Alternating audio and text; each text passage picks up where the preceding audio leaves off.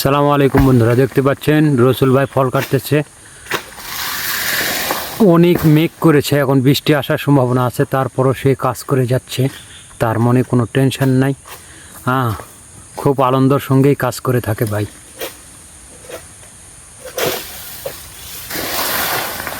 ভাই টাকা পাওয়া যায়, টাকার জন্য আনন্দ।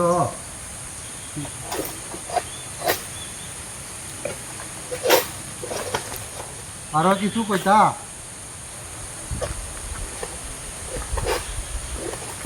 তুমি কিটা খাইতা ও আমার এই আমি লই আইতাম। এটা কোন এলাকার ভাষা? সিলেটি।